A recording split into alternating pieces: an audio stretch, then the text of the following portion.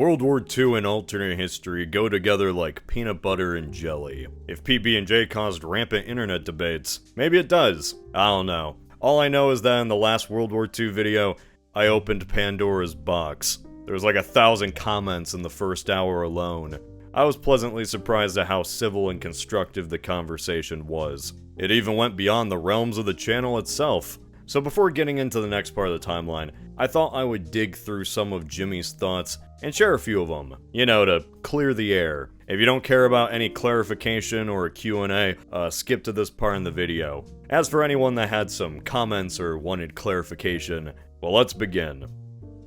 I mean, yeah, ultimately that's what these videos tend to end up as. We only have so much real history to go off of, so the further you diverge from our original timeline, it just kind of gets progressively harder. You really just start adding fiction on top of more fiction. So then you need to dig even deeper in the real history to justify the scenario. It's an endless loop. You know what? That's true. Very true. Every so often I run into topics that could easily be a 10-hour documentary. And for the sake of time, some simplifications and omissions have to be made.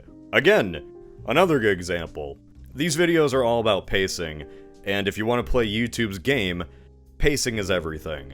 These videos kind of live and die depending on if people are still watching, so it's good to not just grind everything to a halt, all to explain the logistics of the project, or how Britain and Canada could have helped accelerate it. Yeah, there would have been slightly better clarification on the Manhattan Project, but there's a lot of information to get to. When you think about it, contextualization kinda has no endpoint. I'd rather make a 5-part timeline if I see the support for it, rather than a 1-hour series on the Manhattan Project, all to make a point. A lot of complaints in my older videos was how I would talk 90% about the history and 10% about the scenario, so for the sake of the scenario, sometimes sacrifices had to be made. Alright, on to the constructive criticism. We're gonna separate this by the British comments, Soviets, and nuking Berlin. Alright, you got me. I would like to make the first amendment to the video. The peace treaty was actually too soft. As a few of you pointed out, Germany would also want at least a few of its World War I era colonies in Africa. In hindsight, we can look at Britain's resilience.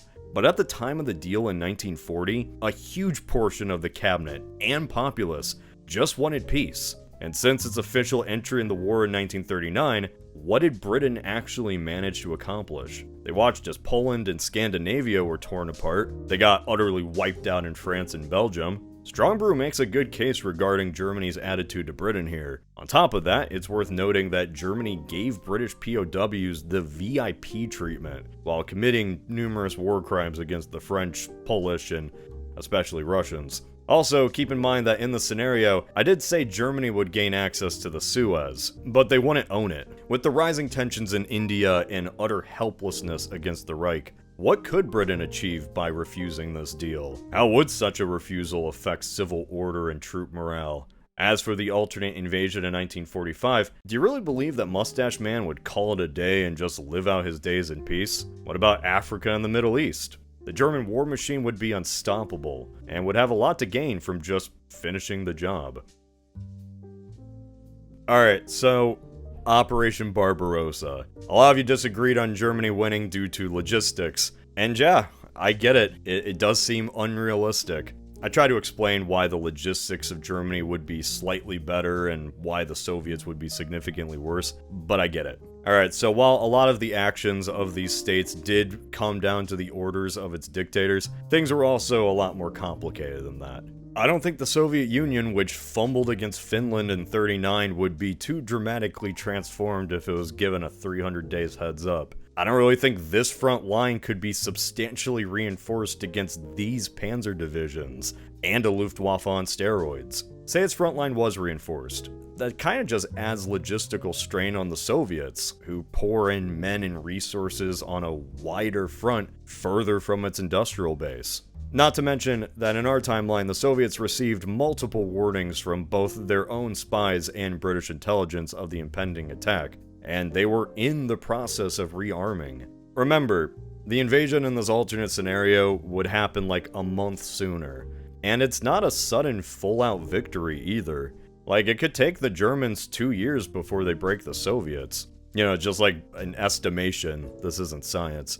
Besides, preparation is a much smaller factor here. We're really talking about the lack or reduced amount of lend-lease that breaks the Russian bear. That's the main thing. With Britain unable to be the Atlantic middleman, American aid is kind of too little too late. And as a cherry on top, I want to highlight this comment from one of the modders of the ultra-realistic mod for Hearts of Iron 4. An alternate history video bringing up Hearts of Iron 4, groundbreaking, I know.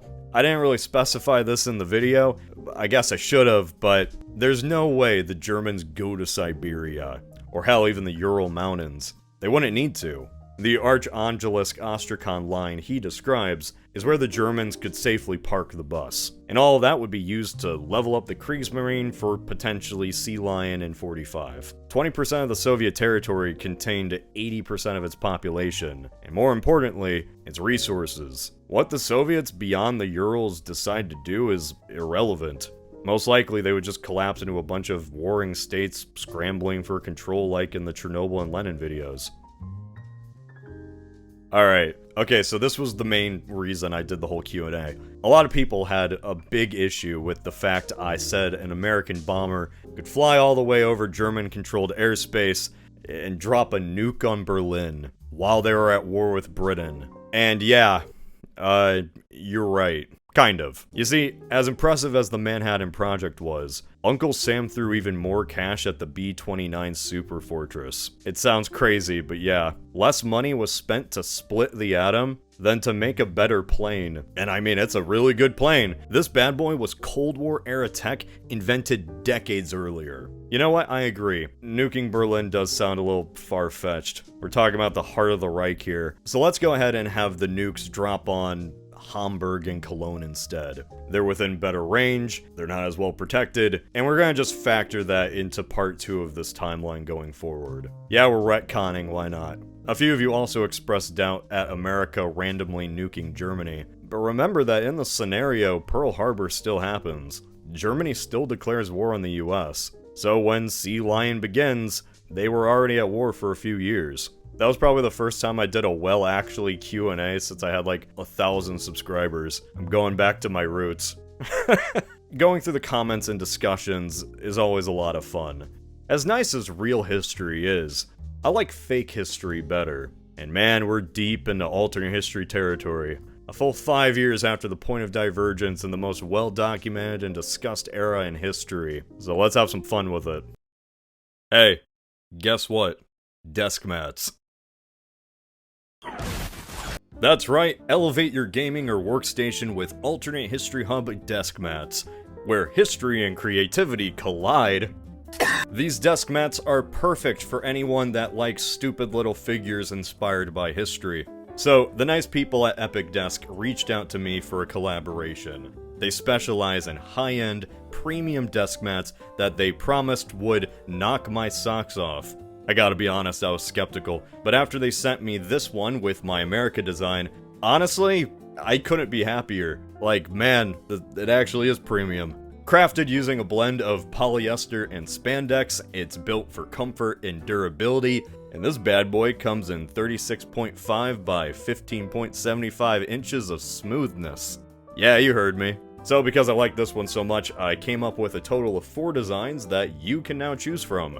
You could put a map of North America on your desk, stir into the Codyverse, join the Jimmy Gang alongside a bunch of other figures, or maybe you just want to watch the world burn in the flames of World War II. Hell, you could get multiple, grabbing a neat 15% Black Friday discount on your whole order. I will say though, get them while they're hot, cause these designs are a one-time thing, they're never coming back. These mats will only be available through January 1st. There are no restocks. Once they're gone, they're gone. You've seen stuff like this before, you're on the internet. What often happens in alternate history scenarios is there's a single idea, or point of divergence, that's investigated as a thought experiment. But due to popular demand, this will now become an entire timeline. The thing is now, with each step we take beyond the POD, things become more complicated, but much more interesting. For example, there are many theories out there about what would have happened if Spain joined the Axis in World War II. Taken at face value, this is an interesting scenario that ultimately leads to an even quicker Axis defeat. But in this Dunkirk disaster timeline, Franco joining comes along with a lot of other changes. Notably, that change happened off-screen. So before we return to the altered Cologne nuked 1945, let's catch up on the rest of the globe. How did Britain's exit from the war and fall of the Soviets in '43 affect the world? Ever since the 1848 revolutions, large waves of German immigrants constantly made their way to South America, a land which resembled their homeland, where they could raise cattle, climb mountains, and drink beer under the warm sun. By the time World War II came around, those communities had deep roots in countries like Brazil, Argentina, and Chile, affecting the decision-making of the states themselves. That being said, while even in our timeline a few hundred of them flirted with the idea of Axis alignment, the Atlantic, and more importantly, the metaphorical American gun to their heads, would easily dissuade them of such notions, leaving things, as for now, relatively the same in our timeline. Then there's Africa. With Britain out of the war, the North and East African campaigns just don't happen. In fact, with nobody to support them, Free France never gets established. A quick, but very important aside. In the previous video, I said that peace would be obtained with or without Churchill. That goes without question. But Churchill's stubbornness does force him to accept the terms, with the glimmer of hope that he could one day reverse the fate of Europe. This means that Charles de Gaulle and other resistance fighters are given refuge and sent over to America. But as a whole, Vichy France retains all African colonies, as Africa awaits for Germany to light the candle in '45. Unlike the Great War, the Second World War really lived up to its name. This conflict encompassed the entire planet. Hell, there was even fighting over Antarctica. This was a time when everyone had to pick a side, especially in Europe. And sure, you look at a map and see there were several neutral states, but in reality, each of them was leaning one side or another. On the pro-Allies camp, we had Turkey, Portugal, and Ireland. Over on the pro-Axis camp, you got the SSS of Sweden, Switzerland, and Spain. The only country that does not change its stance on this timeline is Ireland. Everyone else hops on the Reich bandwagon. Sweden was already surrounded by Axis members, supplied Germany with over half of their iron, and allowed its troops to move through its territory on their way to Russia. Mustache Man really didn't bother integrating the Swedes into his coalition, since they were already giving him everything he wanted. Plus, he feared that their direct involvement would make them an easy target for British bombing. But in a timeline where they witness an expanded Finland, triumphant Germany, and pacified Britain, Sweden would be very easy to persuade. These same arguments would be very persuasive for the Swiss, but even more so than Sweden, they served Germany's interests far better as a neutral country, which was already towing the line. From the European perspective, after the fall of Moscow, the war was already over. In our timeline, many countries rushed to change their stance in 1944, when the writing was on the wall. Same goes here. For example, just look at how Franco changed his tune, and then how the West treated Franco in the name of combating communism. Speaking of the Spanish dictator, him joining the Axis would fundamentally alter the timeline. It's weird to think that Sweden was more helpful and cooperative to the Axis than Spain ever was in our timeline, but it turns out despite being bailed out during the Civil War, Franco was incredibly reluctant to return the favor. After the fall of France, he met with Mustache Man and started to haggle. His demands included vast amounts of food and fuel, which would restore the Spanish economy, French Morocco, Cameroon, and parts of Algiers. He even asked for mainland French territories, more specifically its Basque and Catalan lands. Finally, he declared that he would officially join the Axis only after those demands were met. A few years later, Germany once again tried to persuade him via threats and promises, just so they could move troops across Spain in order to attack Gibraltar. But he refused. Yeah, you would need a serious POD that changes Franco's mind. But luckily, that's exactly what we have here. In this alternate timeline, in order to get his captured soldiers back, Churchill is forced to cede Gibraltar to Spain, and Malta to Italy, as outlined in the last video, effectively losing British power projection in the Western Mediterranean. This on Germany's part would be a very generous gift, buying the allegiance of both dictators. Furthermore, Franco was terrified of the British, but with them being pacified, they become a non-issue. Perhaps there's the sweetener of French Morocco to seal the deal, as well as substantial economic aid, which would only increase in the years after the fall of the Soviet Union. An Axis Spain and ever-growing German success would send direct messages to Portugal's own dictator, Antonio Salazar. Like Franco, he was a shrewd man who did everything in his power to stay neutral, reaping the profit from both sides. In this alternate world, Portugal would probably be forced to break its treaty with Britain and join the Axis in order to prevent a violent takeover, around the time Greece or Leningrad fell. In our world, Portugal allowed the Allies to use the Azores in 1943 for crucial bases. Here, that allowance is mirrored, granting the U-boats a base of operations deep into the Atlantic, long before the big fight in 1945 begins. So, in summary, the Axis is joined by Spain in 1940, Sweden in 1942, and Portugal in 1943, with a combined population of 41.6 million people, and the GDP equivalent of Australia or Argentina at the time. None of them had a particularly powerful military, but their manpower, projection, and most of all navy would certainly come in handy for the war to come.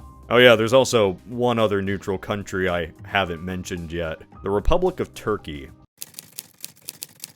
The old man of Europe was revolutionized by the Young Turks, and now, a few years after the death of Kemal Ataturk, Turkey made the decision to remain neutral, as his right-hand man and successor continued with the reforms. Due to its strategic position, both sides made many offers, but the Turkish government was concerned by both the Soviet aggression and Italian dreams of a new Rome. That being said, the country had a zealous movement, believing in pan-Turkism, hoping to unite with other Turkish-speaking people, particularly those in the Caucasus. In this alternate timeline, with the collapse of the Soviet Union, Germany is now able to project power and offer a unique win-win solution. You see, the Soviet Republic of Azerbaijan worked around the clock to provide the Union with 70% of its oil, and it was staunchly against the German invaders. They even mobilized 700,000 soldiers to the war effort, or a fifth of its population.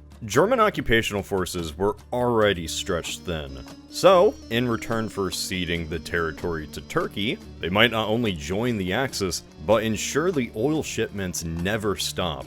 Insert blatantly obvious reference to Dune here. Speaking of oil, the more I research this topic, the more I'm stunned by how important this resource really was. Which, like, no duh, but still. For his birthday in 1942, Mustache Man even got a cake shaped like Baku. Ideology aside, so many wars are mainly driven to get key resources, and there is rarely a point in time when such a valuable resource is spread in such a uneven way. The closest second I can even come up with is how unfairly coal was distributed during the Industrial Revolution. Today, oil is produced all over the place.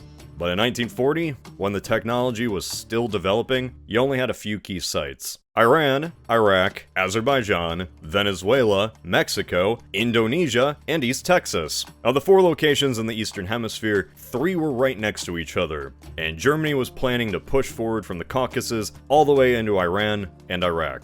Between 1948 and 1958, major oil fields would be discovered in Canada, Libya, Egypt, Saudi Arabia, Kuwait, Kazakhstan, China, and the North Sea. That is partially why the UK and Soviets went crazy in our timeline, when they discovered that Iran had Axis sympathies, and they held anti-British protests. BP was drilling the hell out of Persia, giving Iran only 16% of the profits, and the mere threat of that going away was enough for them to launch an invasion alongside the Soviet Union. Just 2 months after Barbarossa, Iran fell within 6 days, and became the first nation to be split in 2 by the Allies, with North Iran going to the Soviets, and the South going to Britain. Yes, this actually happened. A few months earlier in 1941, the exact same thing played out in Iraq, which supplied Britain with 40% of its oil. Just 2 years after obtaining limited independence, the young nation suffered a coup by a nationalist group which overthrew the pro-British government in the hope of attaining full freedom.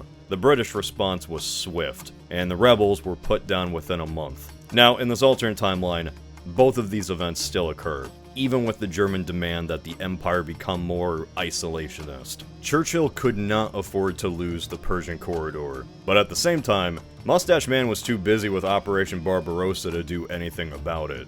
After the fall of the Soviets, Iran's northern half would be overrun by the British, setting up the groundwork for a massive theater of the war, which the Germans would open up in '45.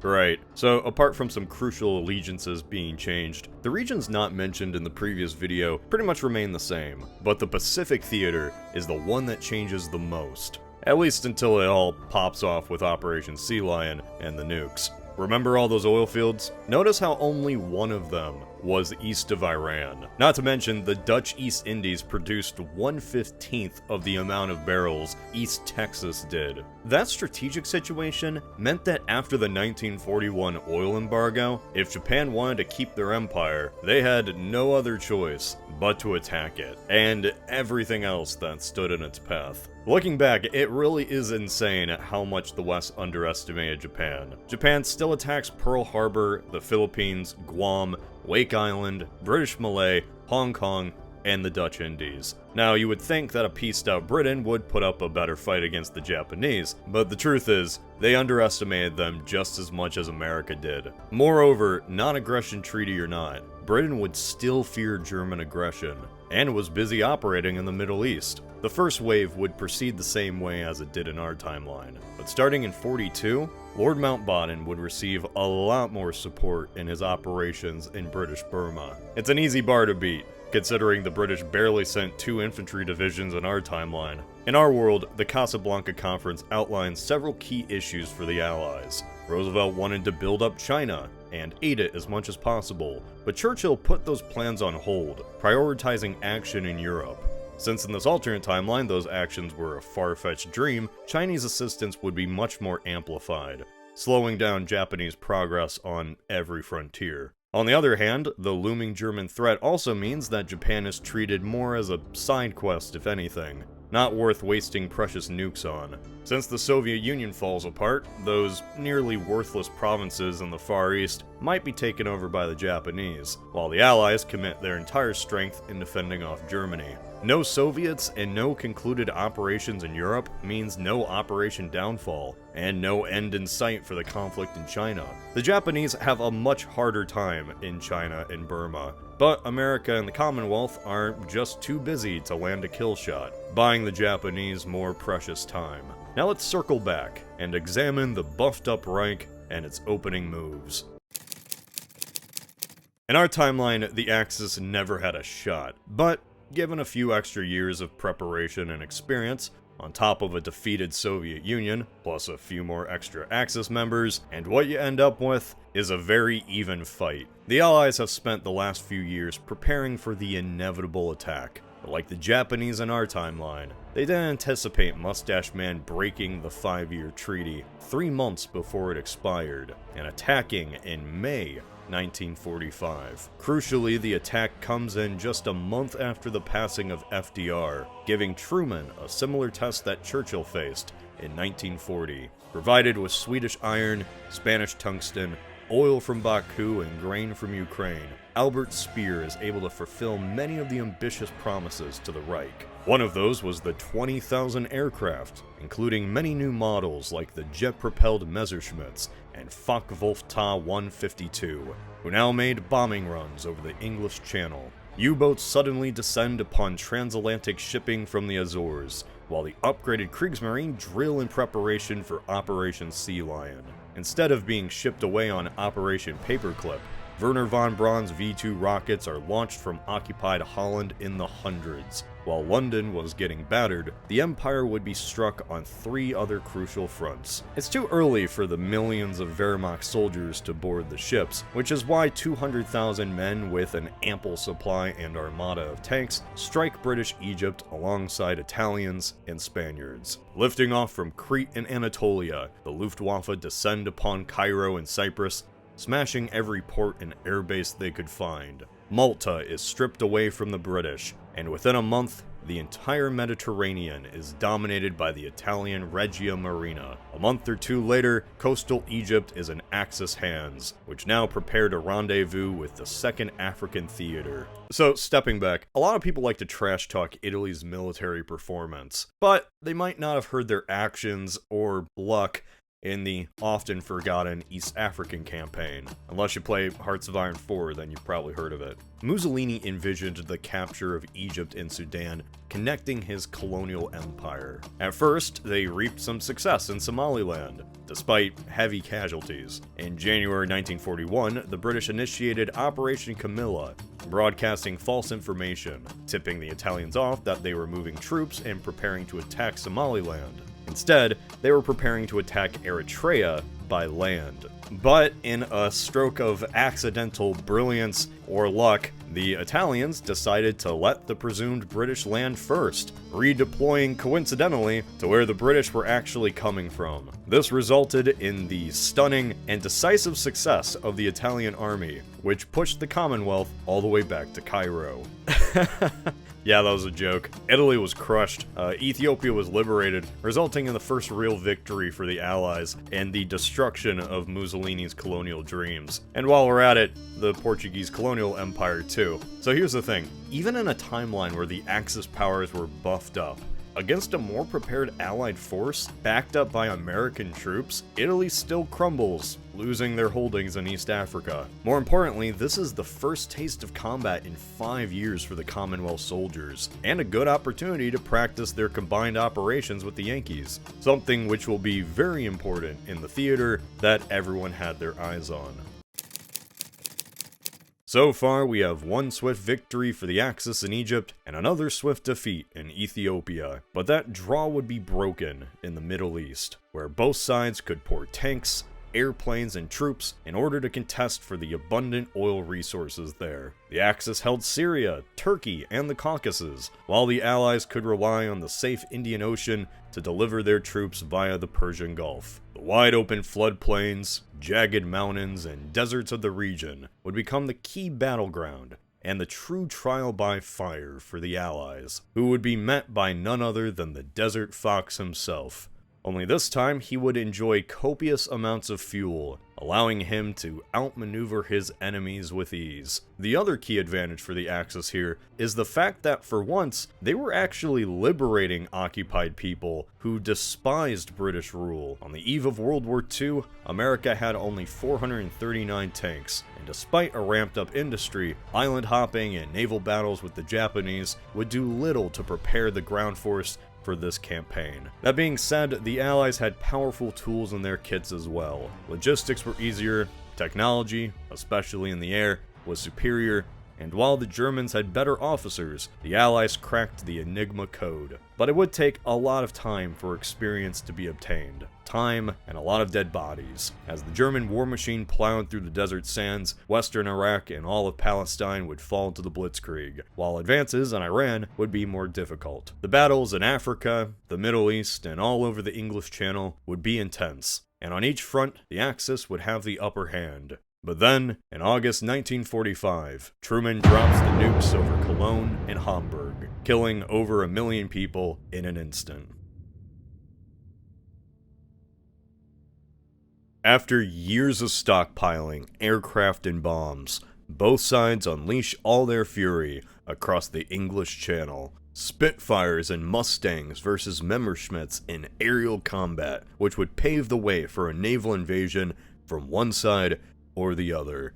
Considering this is an overconfident mustache man we're talking about, the Germans would likely throw everything and the kitchen sink at the Allies, but for every plane the Luftwaffe takes down, America ships in 2 more. But Uncle Sam wasn't all muscle, he had brains, and they achieved their task at Los Alamos. Amidst the maelstrom, the B-29 Superfortress was able to nuke both Cologne and Hamburg, inflicting a major wound on Germany, while simultaneously turning it even more fanatical.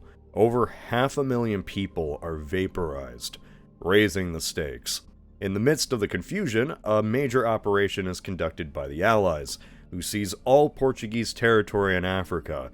More importantly, a Pearl Harbor-level attack is initiated against the Azores, risking American aircraft carriers in return for eliminating the valuable submarine base. Action in Africa and Iraq convinces Truman and Churchill that the key to the war is hitting Germany's underbelly, namely its Italian and Spanish allies. If they could pull off a D-Day operation in Spanish Morocco, then maybe, just maybe, they could win the war. But to answer that question, we will need a third and final chapter to this epic Dunkirk timeline.